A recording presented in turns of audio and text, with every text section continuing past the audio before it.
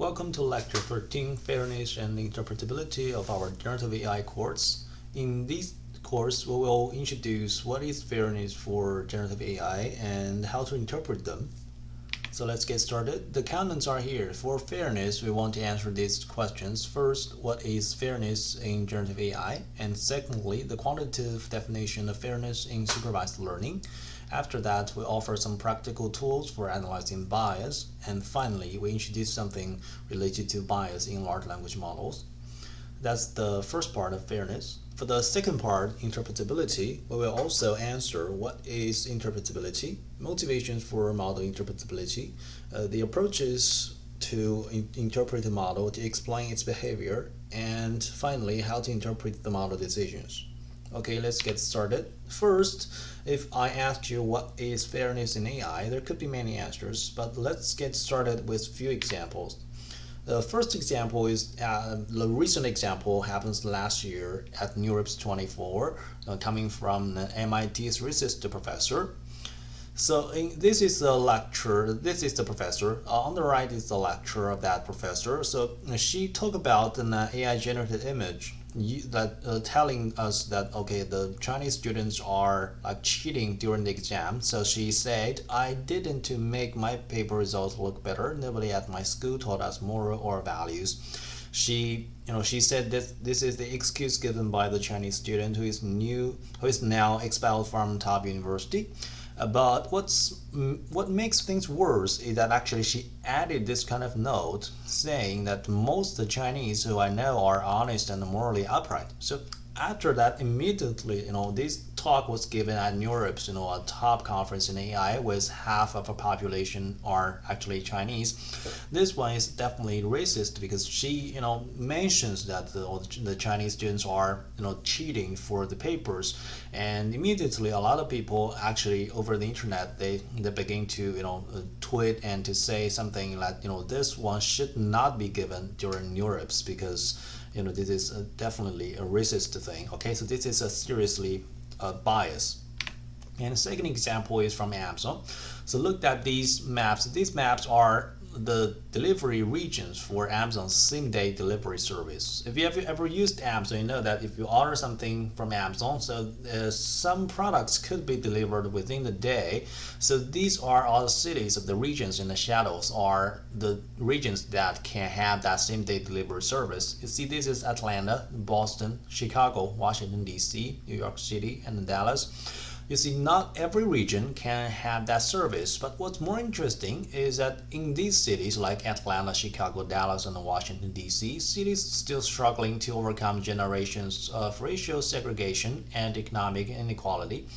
What's make it worse is that black citizens are about half as likely to live in neighborhoods with access to the same-day delivery service. So this could be biased. And so, this news was released in 2016. Since then, Amazon started to pay more attention to its algorithms to make sure that all the regions are covered with this kind of service. But again, this is also another kind of racist bias. More examples coming from the machine bias. You see, this is a news saying that beauty contests judged by AI and the robots discriminate against the dark skin. So if you have dark skin, those kind of machines were likely to judge like the less beautiful. Okay, so the algorithm less racist than humans. So they also talk about the employees trusting in the impartiality of machines. Sounds like a good plan to eliminate bias, but data can be just as prejudiced as we are. So these news are all about the racial bias and the skin bias. And these are the facial recognition service from Microsoft, Face++, and IBM, those top three companies to run the facial recognition service. You see that they decided to give darker male and darker female a higher, less higher ranking, and lighter male and lighter female, a perfectly good ranking to recognize their faces, because in their training data, most of the data are coming from actually lighter faces.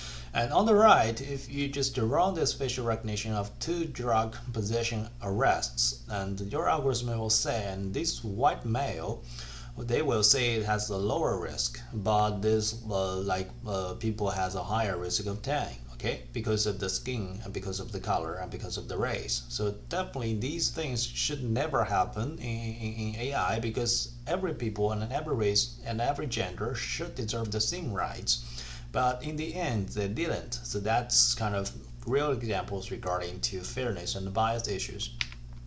So what is not bias in AI? First, you should know the bias is not necessarily malicious, because it can occur even when everyone from the data collectors to the engineers to the medical professionals, they could have the best intentions. So I'm just saying that bias are not necessarily malicious, because you're not acting as you're a biased person, but actually from your best intentions, some behaviors could lead to some bias. So this is kind of unconscious bias, okay? So that's the first one. The second one is that it is not one and done. So you cannot say, okay, I developed just one very perfect algorithm, that this algorithm has zero bias, and does not mean it has never have bias in the future, okay? So it means bias is a developing problem. You cannot say this is done, and who knows, in later 20 years, this algorithm could still introduce another kind of bias. So this is an ongoing work and will never be eliminated. And finally, the issue of bias is not new, because researchers have raised the concerns of bias to bias over the last 50 years. Okay, so this is not new and still ongoing research, and with the new generative AI technologies, and let's see what kind of new bias will it introduce. So that's what not bias. So what is bias in AI? So bias is defined actually in many ways. For example, disparate treatment or impact of algorithm. See the fairness and discrimination. So these are all related to bias. Okay, so it is the accumulation of a flawed system, and sources including bias in the data collection, bias in the algorithmic process, and bias in deployment. So it is the vigilance of how technology can amplify or create bias. So actually, if you talk about bias, it's fairness. The bias and the fairness are like two kind of things that are deeply related to each other. So we need to do something to solve it, but before that, we need to know what is it and how to define it. Okay. If you're talking about definition, actually, there are some legal definition that recognize that the protected classes in the United States. So this is a screenshot of all the defined, like you can see that's official definition or official protected classes from the United States Act and laws and the regulation and different kinds of acts. Okay, so let's talk about that. That first one is race, and that's 1964. And color, 1964 also, and sex, religion, national origin, citizenship, age, familial status, pregnancy, disability status, veteran status, and the genetic information. So actually all these kind of information you can see from 1964 to 1990 that actually the United States is trying to add more like protected classes to make sure that the people from all these kinds of attributes, they will be treated equal. Okay, and in different domains, you see also there are some acts like a Credit Act, like an Equal Credit Opportunity Act. Education is from the Civil Rights Act of 1964, Education Amendments of 1972, and Employment and Housing. So there are 4 acts to do these regulated domains. So that's the definition. And then let's talk about the definition of fairness in AI. So how do we define fairness? So previously in the last section we talked about fairness, the definition of fairness and the bias in the domain of normal life. So how we define fairness in AI's world? When we talk about that, there are usually like different viewpoints. So these viewpoints are fairness through awareness, group fairness, collaboration, error rate balance, representational fairness, counterfactual fairness, and individual fairness. So this is a tweet that I take the screenshot. Like I wrote a 2-page titled 21 fairness definitions and their politics based on the blah blah blah blah. So actually people do care about fairness in AI. So this one wrote something, and this was accepted actually as a tutorial for the conference on fairness, accountability, and transparency. So this conference actually is the famous conference if you want to study more on fairness, bias, accountability, transparency, interpretability, explanation. So this is the conference you're going to. Okay, so you should pay more attention if you are studying bias and fairness. But first, let's look at fairness definition through awareness. The idea is that don't record protected attributes and don't use them in your algorithm. So what does it mean? It's very, very easy to understand, just this equation. Like the P is the probability that your prediction equals your true ground truth, and P y hat equals y given x. X is your attributes, and this one should be used instead of this one. The A is your attribute, like some kind of attributes like or the sex, the gender, the nationality, the race, the skin color. So this is an attribute. So this one tells you that if you want to predict the risk y from the features x, and you are in the group A. Okay, so this equation should be computed using the probability of Py given X rather than Py given X and A, because if you're computing your probability based on these attributes, this will cause some unfairness because you are computing based on this attribute also, but actually Y should be like determining by X. Okay, so this is how they define the unawareness. This is very easy, and process is guaranteed to not making a judgment on protected attributes. Like you are not deciding, okay, if I should be classifying X into Y based on A, because I should not. So this one gives you this kind of pro, and cons is other proxies may still be included in the risk blind setting. So this happens only when the group A information is explicitly given. Given means that you know who is from A and who is not from A, but if A is not given explicitly but implicitly in X, let's say that X contains some like information of the zip code or conditions, but you cannot tell which one is that information, then this is the cons. But I would say this is fair enough because you don't know which kind of attribute is the sensitive attribute, then you're good to go because there's nothing you can do. Okay, but just to make sure you understand, we compute the risks, compute the predictions Y based on the X, but not on any other sensitive attribute.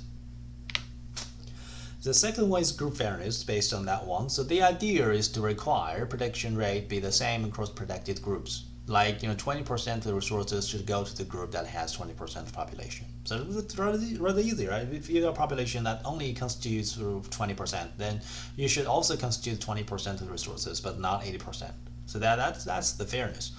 And more formally, this could be like you predict the risk Y from the features X, similar as previous one, and the group A is also a group. So it should be like when A equals 0 and A equals 1 and A equals 0, they should have the same probability. Because if not, it should maintain the unbalance between these two groups, A equals 1 and A equals 0. So this should be the same. The pros is that actually we literally treat each race equally. So that's the thing. And cons is like this could be too strong because groups might have different bias rates. And even perfect classifier wouldn't qualify as fair. So this will be like if A is not that so perfect, we have different attributes, and different attributes could lead to like you can never achieve 100% balance for this equation.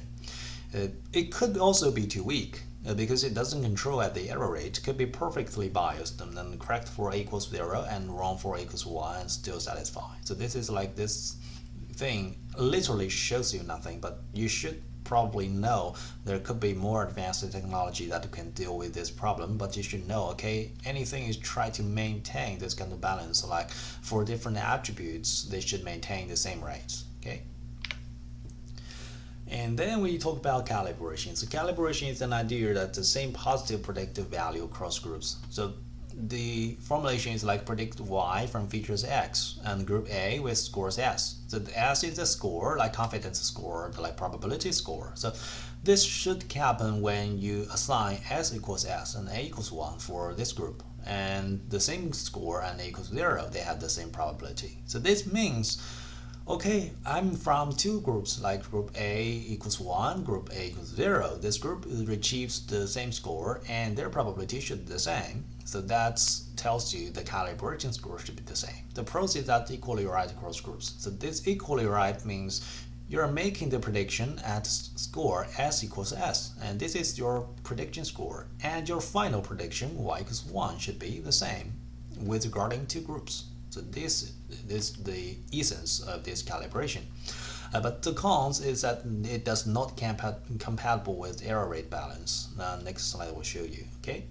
So this one is the calibration assessment. The calibration means that your campus design score and your observation should be the same. Like they should be this kind of direction. Okay. And then we talk about the error rate balance. The idea that equal false positive rates, or FPR, should be the same across groups. Like, so y equals 0, a equals 1, y equals 0, a equals 0. So these are two groups, two attributes. They should be the same given the ground truth answer y is the same, and your prediction probability should be the same. So what does it mean? It means, okay, these two attributes from the different groups, like group 1 and group 0, and they should maintain the same probability given the ground truth. It means they're equally wrong across groups. So if you are wrong, then you should be wrong across all groups. The cons is that it is incompatible with calibration and false negative rates and could dilute with easy cases, but this actually is another kind of con that we'll never achieve. So remember, this one is very important for the error rate balance. Okay. So we talk about all these kind of trade-offs, right? So you trade off the error rate and you trade off across these kind of fairness and the bias. Actually, people studied this kind of thing. They call it inherent trade-off in fairness. And this is a paper. The title is called Inherent Trade-offs in the Fair Determination of Risk Scores.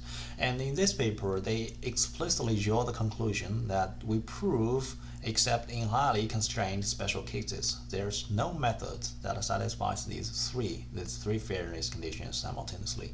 So it means that, okay, fairness and performance and trustworthiness and interpretability, all the other kind of metrics, they cannot be achieved 100%.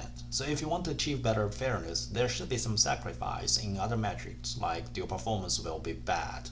Okay, so this is just one empirical study like trying to show you the fairness is achieved at the cost of the performance. So there should be some trade-off and balance. This is what we do in the research when we want to improve this kind of trade-off to make it less affected by those kind of metrics. So how to define the fairness in a representational space? Then people introduce this thing called the representational fairness. So this is actually very easy to learn a latent representation. If you remember in the lecture 2 of encoder, we learned the representation, like it's a latent representation, like you learn encoder mapping from the original input to the latent space. This is a mapping Z to minimize the group information. So this means, okay, X is your attribute and X is your input feature and A is your attribute. If you learn some function to map them into the space Z, and Z is your latent feature, and in Z you maximize the mutual information between your feature and Z and minimize your mutual information between your attributes and Z. In this way, Z will make sure, okay, I only contain all the important information from X, but not from A. So in this way, you see the attribute information or the importance of the attribute is reduced in this latent space. And from that space, we build this kind of classifier, C equals CZ, to reduce the information given to the model, but still keep the important information. The important information as we see it will be X, but not A, because A is something we want to eliminate.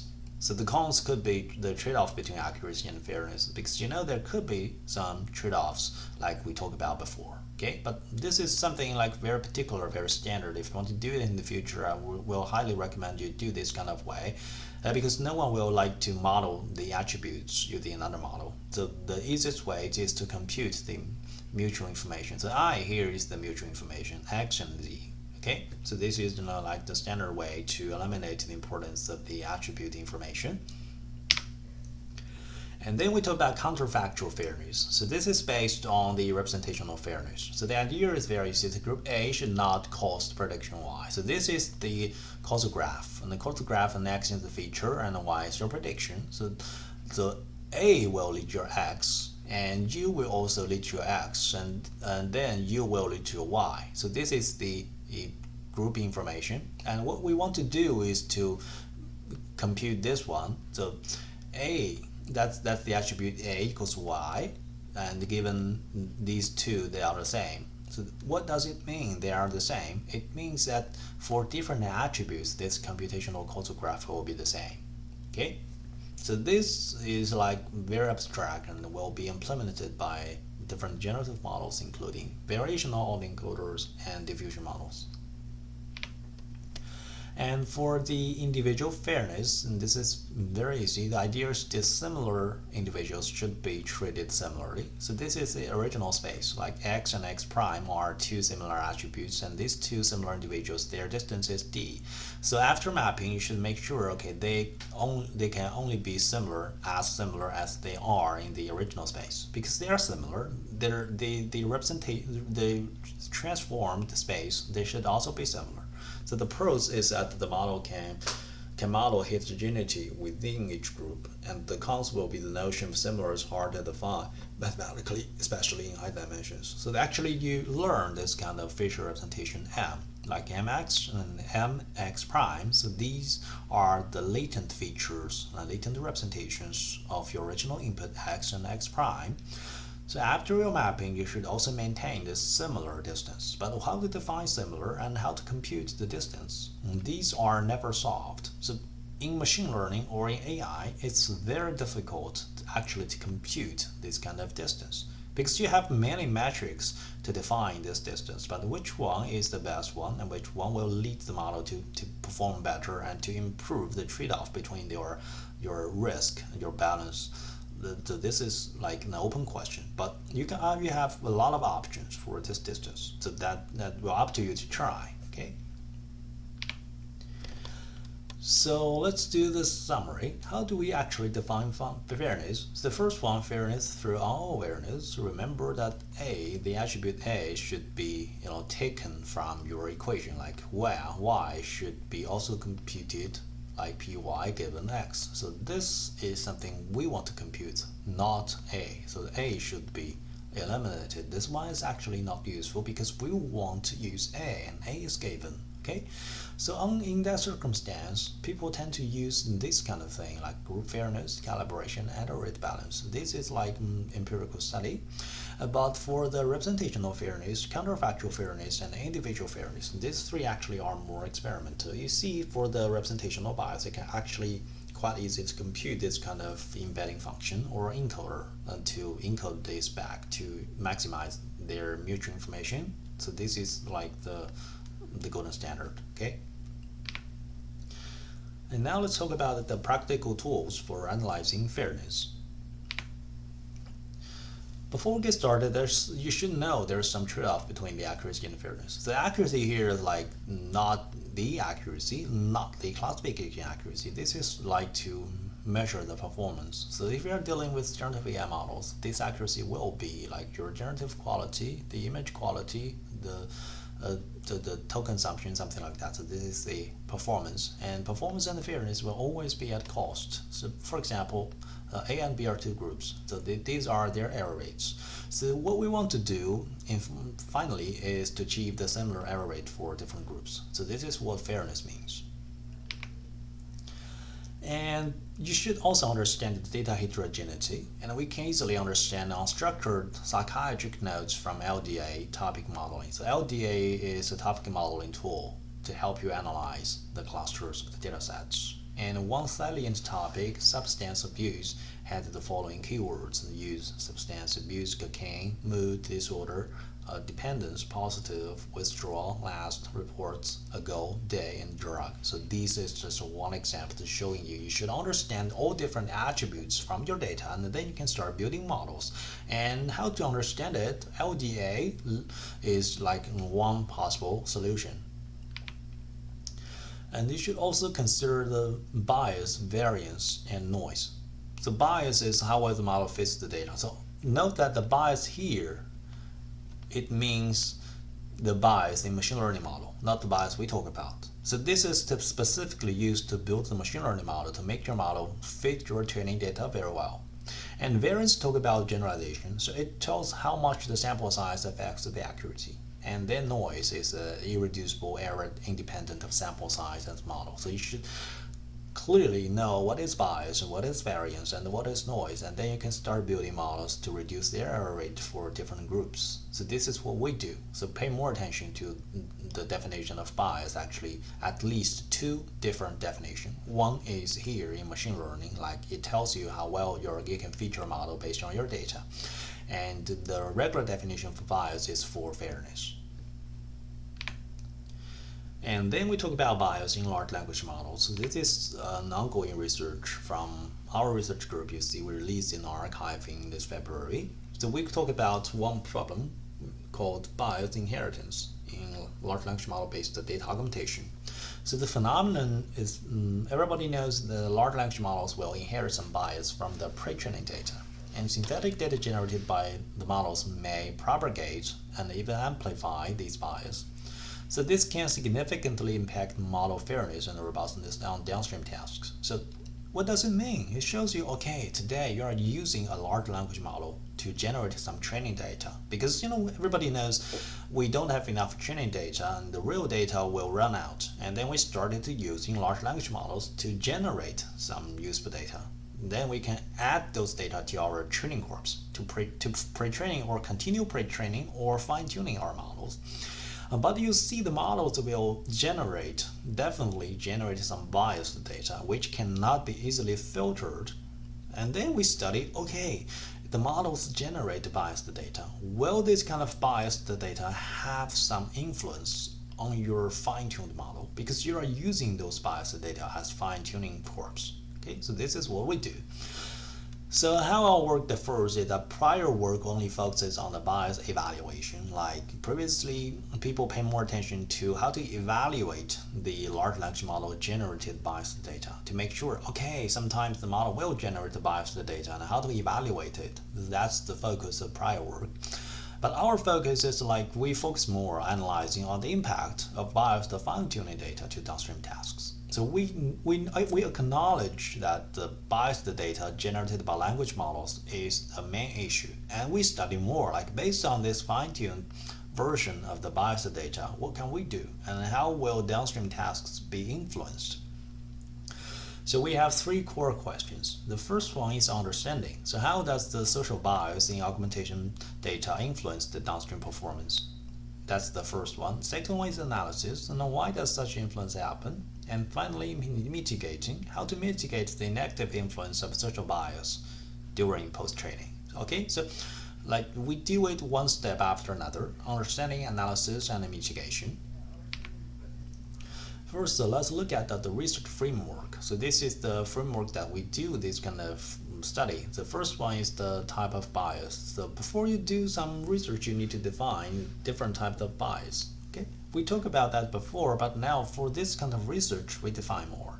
So like there are three pairs of different kinds of bias. One pair is contextual versus contrastive. The contextual means you're a person influenced by Spanish culture. So this is like in a context, we define some bias by this context called the Spanish culture.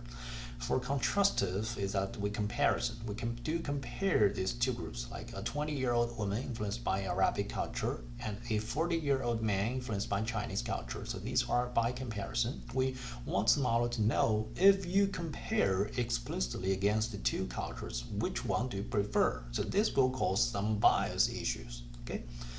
And the second one is single versus intersectional. Single is very easy to understand. You are a person influenced by Spanish culture. And intersectional is a 20-year-old woman influenced by Arabic culture, and we ask you to write a 100-word biography of a 40-year-old male professor of Portuguese cultures. We do this kind of intersectional comparison.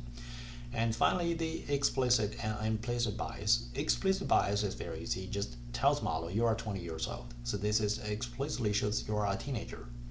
And implicit bias is to write a 100 biography about a person whose name is Joel. So this Joel is a Spanish name, but we don't explicitly tell you that this is a Spanish name. You should know that. Okay, so these are three different types of bias. And B is a downstream bias, like gender bias and cultural bias. These are the tasks. And our framework is like we use the bias, the generated data, plus the real unbiased data to fine-tune our language model.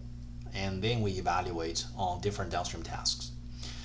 And then we propose different solutions for mitigation, like token-based, mask-based, and loss-based solutions. Okay, so this is the overall picture of this research. How to study the bias inheritance? We conducted a series of empirical studies. We used the llama models as the main large language model and use also GPT-4o mini for large-scale experiments. And we have different bias types, and gender bias and the cultural bias. And we control the bias ratio in your fine-tuning data to mimic what happens in real world. Zero means that we do 100% clean for your biased data. There's no bias. 5, 10, 20, 50. So we control the ratio of the bias to study, okay, does different ratio of the bias have some like contribution or have some negative impact on your fine-tuning task. Fine-tuning datasets are these two datasets, and the downstream tasks are like gender bias datasets and cultural bias datasets.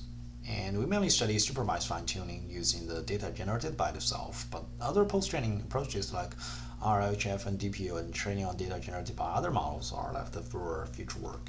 Okay, because we just, this is the model, and use this model to generate this kind of data set, and this data set was used to fine-tune this model, and then after fine-tuning, this model continues to generate fine-tuning data set for itself. So this is a self-training process. Okay, and you can also use other approaches like, okay, this is your model, and this is another model, generate this bunch of bias, the training data sets used as the fine-tuning process for this model, and after that, this model we evaluate the performance. Okay, so we evaluate the performance, but this is the future work, and currently we only focus on this self-training approach. And let's look at some high-level experimental results. The first one you want to know, does the bias have negative impact on your performance? So the answer is actually lower bias ratios like 10% of 20% bias can actually improve the performance of bias indirectly related classification tasks. Note that this is bias indirectly related tasks. This means not all tasks can exhibit this kind of improvement. Only these kind of tasks are not directly related to bias have this kind of boost. And however, bias is always inherited indirectly related to classification and all generation tasks, leading to performance degradation, especially for minority groups. So pay more attention to these kind of bias directly related tasks. So for example, this task could be stance classification or bias detection. So this task is more related to bias than other tasks. So in this task, if your fine-tuning data contains some biased data, so this will always have a negative impact. So this further widens the performance gap between minority and the majority groups. And however, bias is always inherited in indirectly related classification and all generation tasks, and so the performance will be degraded. So this is the conclusion. Here are the average hiring recommendation results on all Chinese and Arabic, Portuguese, and Spanish cultural results. You see this is a ratio of your bias. Okay. And here we do more study on the bias inheritance gets amplified over multiple rounds of tuning and eventually extends to the majority group and ultimately causing performance degradation across all groups. So we have a lot of study and a lot of experimental results, but again we show you that all other models like GPT-4o mini, this kind of bias inheritance widely existed in multiple stages and multiple models in different tasks. And then we do some analysis. Why does it happen? So we attribute this reason to one word called misalignment. The misalignment could happen between the language model responses and the human cultural values. So currently it does not fully understand what happens for human culture, and its performance will decline after data augmentation. And it could also happen for misalignment across groups in generative data because the performance gap across groups are not the same. And finally, the misalignment between generated and the real data, the performance difference between bias types. So they have different misalignment actually. Because of these misalignment, these kind of bias inheritance happens. So then we do some kind of training like token-based training, mask-based training, and loss-based training. We'll skip these kind of details, but you should know there are some solutions we want to study. Token-based is to prepend tokens to indicate potential bias. It's very easy just to prepend different tokens to say, okay, this input prompt contains some potential bias, and the model will pay more attention. Okay, And mask bias is also very easy. You just replace sensitive words related to groups and bias inheritance. You just do this kind of mask. And the loss is designed this kind of loss to design this loss function to align the generative text distribution with the real text during post-training. This is just a standard way you reduce the distribution divergence between two groups related to the representational bias, if you remember it correctly. Okay, and results is that after each one of these approaches, in some scenarios we have improvement, but not all. So it means these three could be effective in different circumstances, but we can never say we developed one unified algorithm can perfectly reduce all biases. If you remember correctly, we said that there's no one algorithm that you can do it once and for all, which means, okay, bias is very hard to study in reality. Okay, so that's all for the bias. Let's do the summary. So the broad definition of fairness and bias, I hope you remember from the law, from regulations, that's for the normal life. But from AI, we have different definition of bias, and we have the qualitative definition of fairness in supervised learning. And we offer you some practical tools, and then we study bias inheritance in large language models. So this is all for bias and fairness. And now let's talk about the interpretability. So specifically, we want to pay more attention to what is definition of interpretability and why, and the approaches to study interpretability, and finally, how to explain your model behavior. We know generative AI has wide applications in different areas, including, this is the flight, and this is in the surgery, and this is the news, and this is the law, and the autonomous driving, and the aircraft. So in all these kind of scenarios, especially, these are, if you pay more attention and you understand this correctly, these are all very critical scenarios. For example, in autonomous driving, we not only need the machines to act like more fluent, but we also need more explanations. That's why we can understand why does your model makes this kind of predictions, makes these shifts. Okay, so all these critical domains need model interpretability. So what is the interpretability?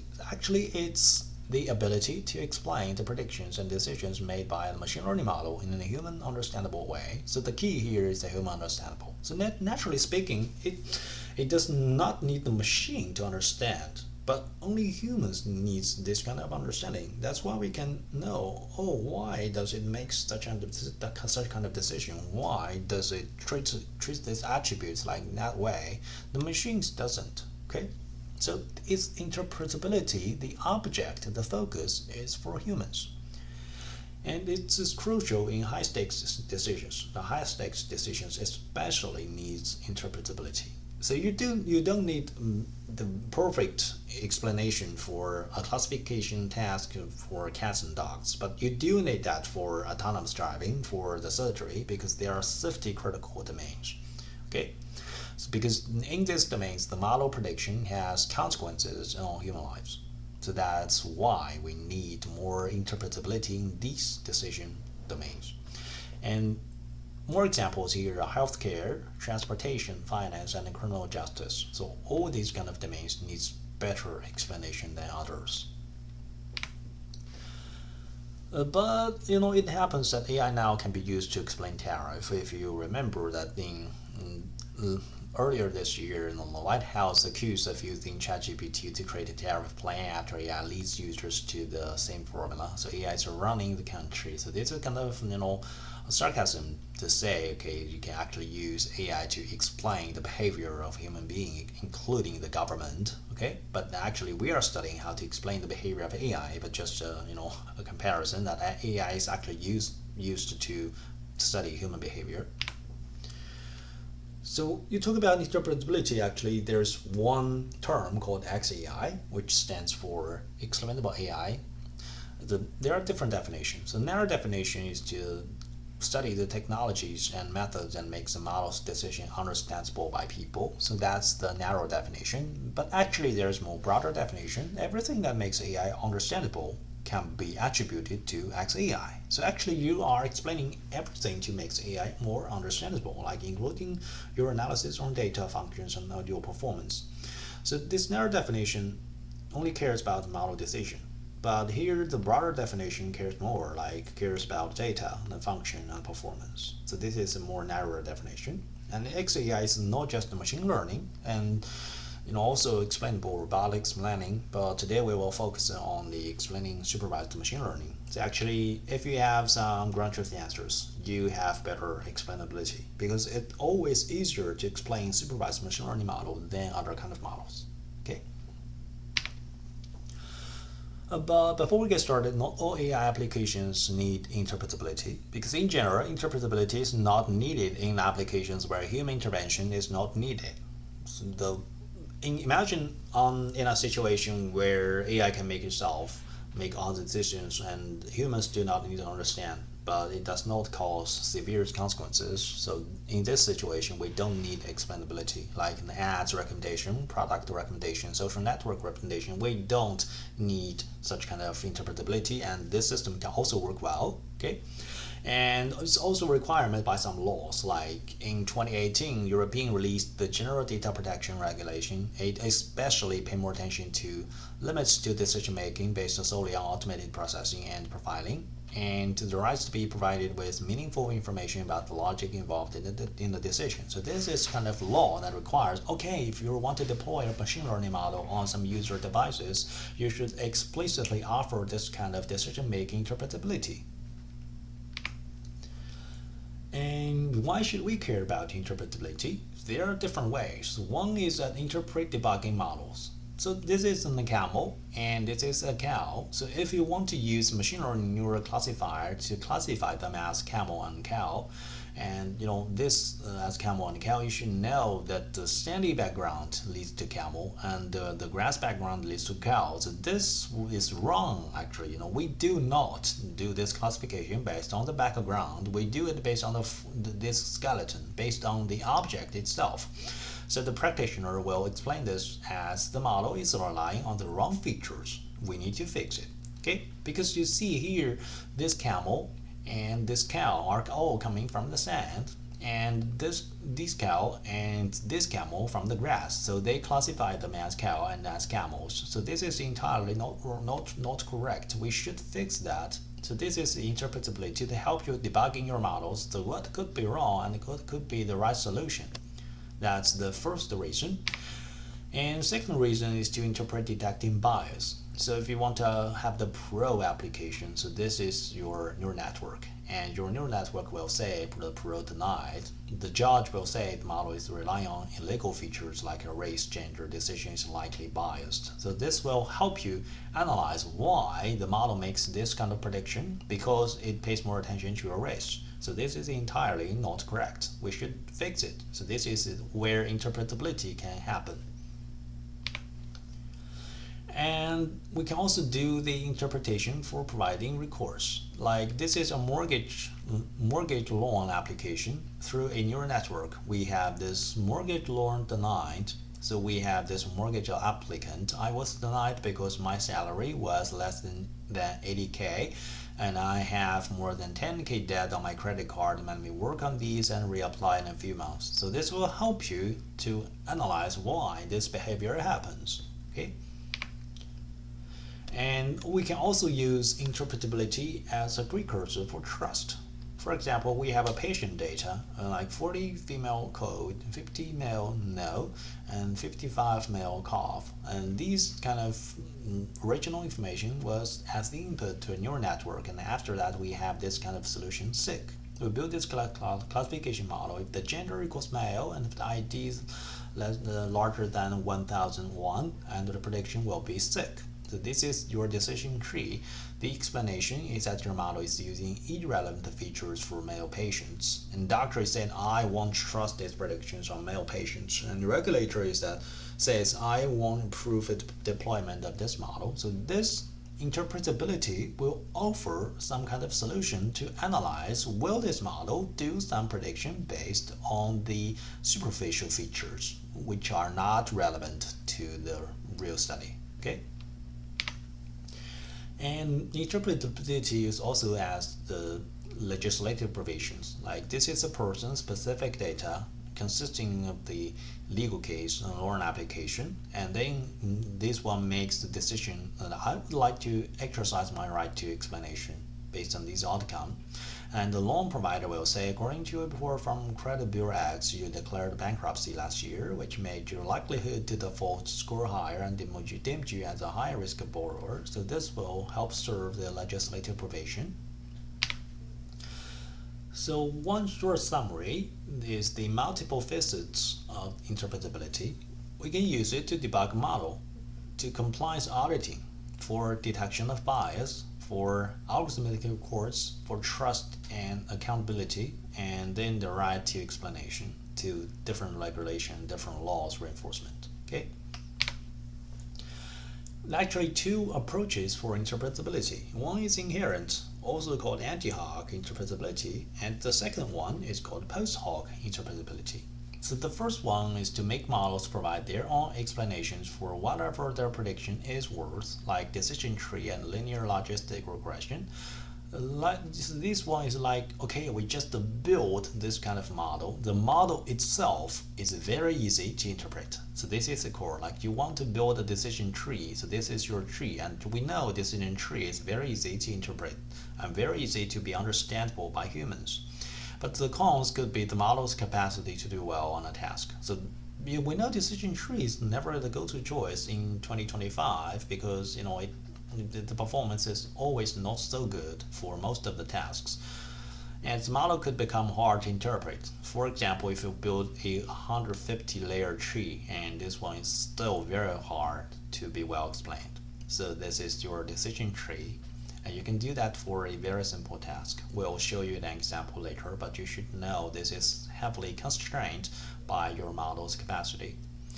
And the second approach is to create a post-hoc model to explain black box model. So remember there are two models. One is the post-hoc model, and another one is black box model. And black box model is your powerful deep neural network model, your generative AI model, which is very hard to explain.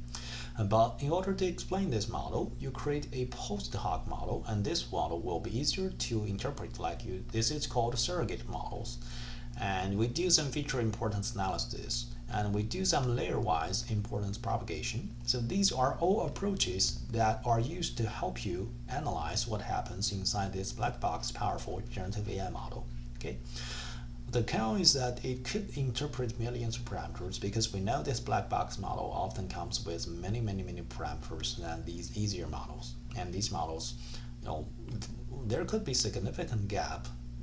For example, you use one decision tree to explain the black box model. So this will be a huge gap because the decision tree is very small and your black box model is very large. And how to mitigate the gap? You cannot use a very easy model, very simple model to explain a very hard model. But let's try, right? This is the ultimate objective. And before that, there's some also trade-off. You see, we talk about trade-off in fairness and bias, and there are also some trade-off between interpretability and the performance. So here is the learning techniques we use today. We use different techniques like deep neural networks. We use graphic models, we use ensemble models, we use decision trees, and we use statistical models. If we map them to this kind of x and y axis to study their relationship between explainability and the learning performance, we'll see, okay, in here, the better explainability is achieved by the decision trees, but unfortunately, it comes at the cost of lower performance, you see. But if you want to pay more attention to the performance, you see the deep learning models achieve the best learning performance, but in fact, it has the worst explainability. So this is what we do, we want to maintain this kind of balance to make sure it becomes in this way, better explainability and the better performance. So this is what we do, okay? And the inherent versus post-hoc interpretability is very easy. So the inherent is that we build interpretable models. This model itself is very easy to interpret. And the post-hoc interpretability is we build complex models, but these complex models might achieve higher accuracy, and we offer explanation to these models using a simpler model.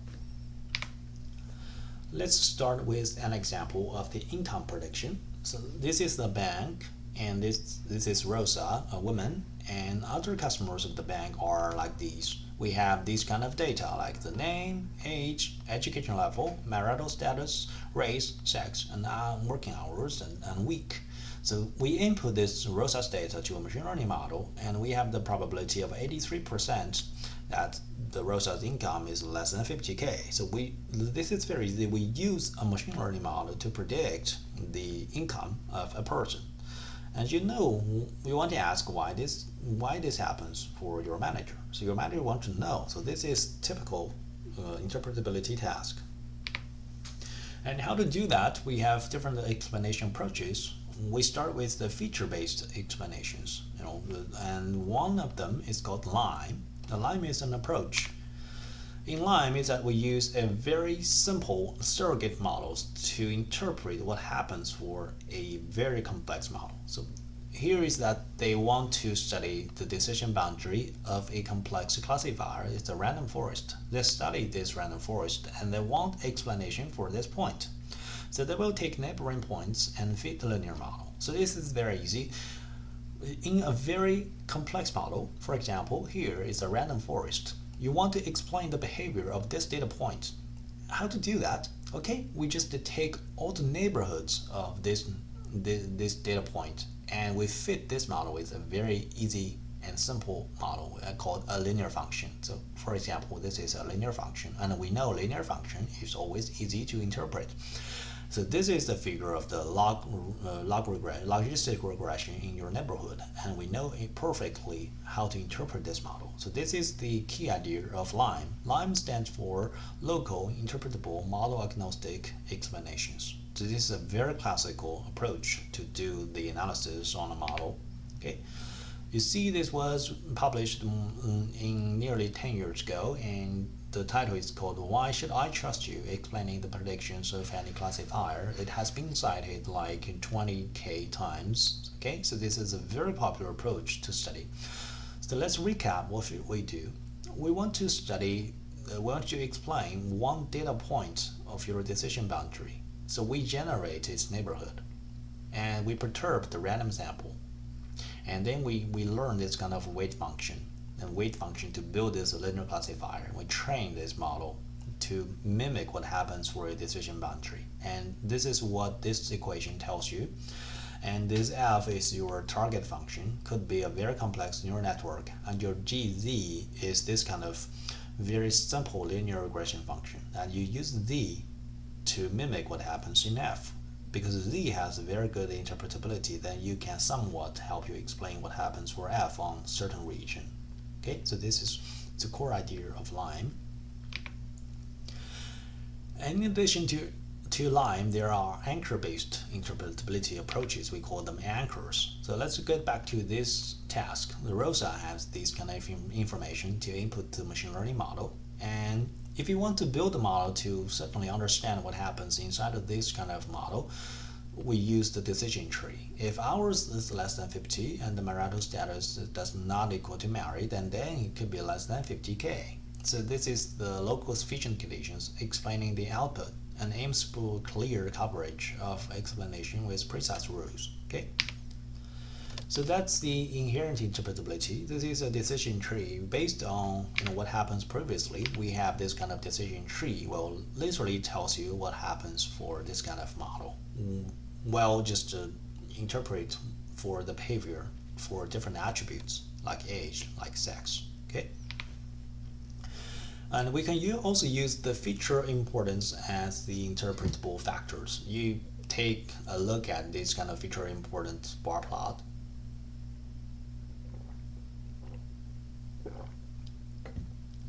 So here we compute the importance of all features, and then we rank them according to their importance score, and we see which particular attribute plays more the role in your decision process. And based on this attribute importance, actually there's one very important approach called Shapley values, and this is Leo Shapley and his 2012 Nobel Prize in Economic Science. Okay, so if you study interpretability, you can actually win a Nobel Prize. So let's look at this Shapley value. So Shapley value is proposed to study the marginal contribution of each feature to a model F. So for example, here are three features, A, B, and C. Their Shapley value is 0.1, 0.15, and 0.05. We want to compose this prediction function fx. And this fx is composed of different attributes, like the baseline is the baseline that without any attributes, how best you can do. So this is the result. For example, if it's a binary classification, we know the baseline could be random, so it's 0.5. And phi A, phi B, and phi C is based on your baseline. What can you do? So which kind of contribution does it make? So we have these three different contributions. So that constitutes the prediction of fx.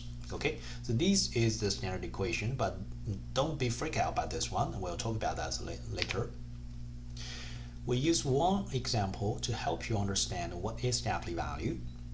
For example, in the income prediction based on the three features, age, education, and gender, we have this table shows you exactly what happens and what is the ground truth for different features. For example, without any feature, your baseline will be half. But with an age, your model output will be like 0.1. And with education could be 0.7. So you see, with different combinations we compute the real model output, and then we compute their marginal contribution. So here is the question, what is the marginal contribution? And then based on that we summarize with feature matters more. Okay, so how to compute the marginal contribution? So this is the table we have right now. What you do is you add all features by the combinations. Remember, here's the combinations. Like we have three features, actually we have 6 combinations to add different features. Remember, we add based on the baseline. We have these 6 sequences. We add feature A and then E and G.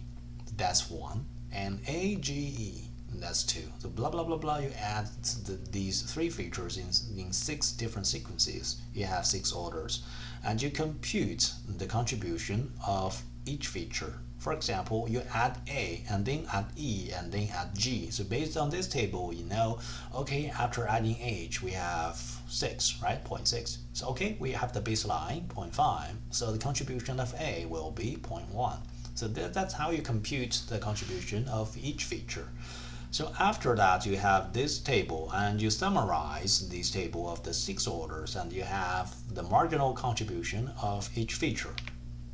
So this is your all marginal contribution of age, of education, and gender. Then you compute their Shapley value. This is the average for your contribution. So you have the average value of your age, education, and gender, 0.1, 0.2, and 0.05. And then you have the final interpretation, like, okay, the major reason for prediction is education, because it achieved the largest Shapley value. And age comes second with a contribution of 0.1, and gender is the least contribution. So this is how you deal with the Shapley value, but I would say this is just a very initial version of Shapley value. Remember, it achieves the Nobel Prize, so that if you want to study more, you should pay more attention to the Shapley value, and you can search it online and also ask GPT to explain more. But we only offer you the basic interpretation of using Shapley value to help you explain what happens for your model's behavior for different attributes. Okay? And then that's feature-based approach. And then let's take back to the data-based explanation, which is called representer points. This is actually way easier to understand. So just the key idea is to decompose a predictor into a linear combination of functions of your training data points. So it's just like, okay, I know how to compose this output. How to compose it? We use this compose based on different combination of training data points. So the weighted similarities between the test data point and each training data point is something you can do for your task. So this is a feature for the bear, and your bear, you see, will be interpreted based on different combination of these figures. And these are all positive and these are all negative. You can know which one comes more and which one contributes more to your explanation, to your output. And finally, we have the prototype. So the prototype is very easy. It's data points that are representative of all the data. So you have all this kind of data, but you should know inside in your data sets, there should be some very unique samples. These unique samples can represent most of the attributes. So they are like the pillar, they are like the pivot samples. So then we talk about example-based approaches. Like the idea is to decide which training instance influence the decision most. So you do this computation based on gradient descent, and it does not specifically highlight which features are important. So you just know which instance contributes more. So the original is we have the prediction of this sunflower is 59% confidence, and you compute the influence of each sample, like this sample and this sample and this sample. We know which one comes more, like, oh, this one has the largest influence, so this one could be the most important example to help you explain the behavior of this model. Okay. And good visual explanations is a class discriminative localized category in the image, and also has high resolution and capture fine-grained detail. And finally, we talk about class, the class activation mapping, another category that is more popular to help you analyze the behavior of a deep learning model. Okay, so what is CAM? The CAM is to enable classification. CNN is to learn to perform localization, and it indicates the descriptive regions used to identify that category, and there's no explicit bounding box annotations required. And it needs to change the model architecture to before the final output layer you add something and use these features as a fully connected layer to produce the desired output.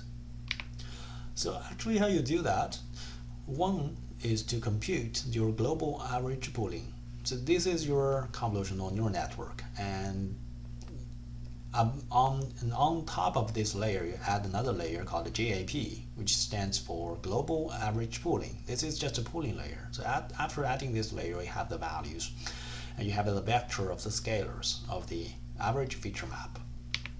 And then you learn a linear model from GAP to outputs.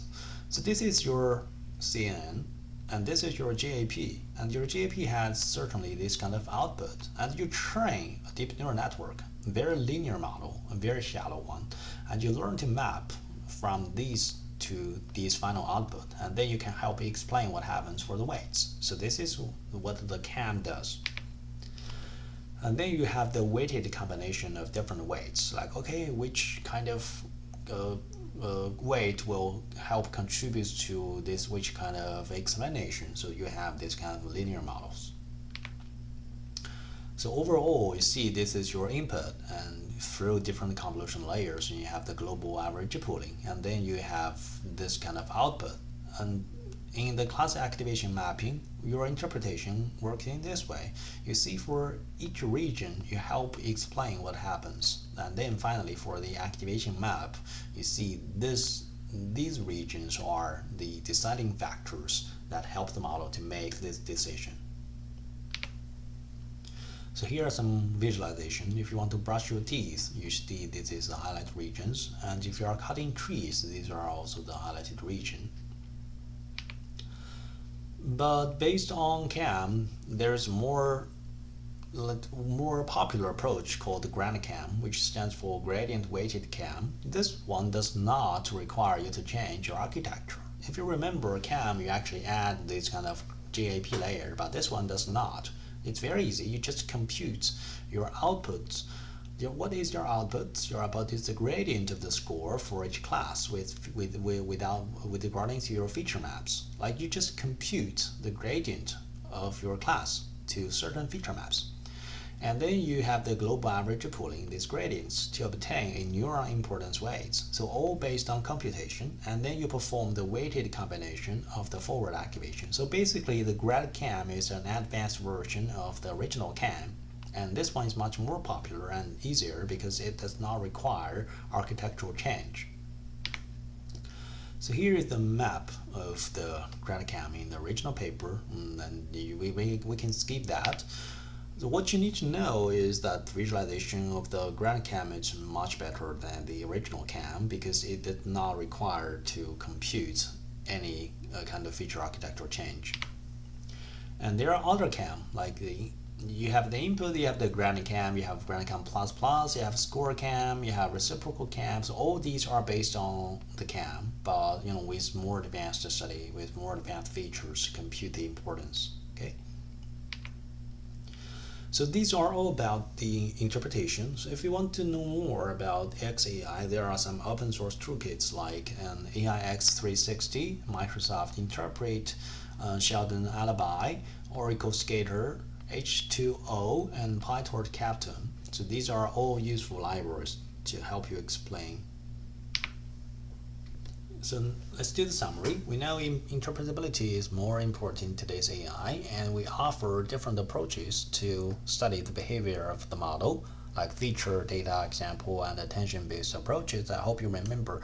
So in real study, if you want to interpret the behavior of a model, so the attention-based approach is something you can turn to. Like attention is the cam, CAM. You can use grand cam. Okay, even today, grand cam is also widely used to explain the model behavior, but you should know more. Like when someone asks you, okay, what is your interpretability, then you say, okay, we have different solutions from feature, from data, from example, and from attention-based approaches. So that's all for today's class. Thank you.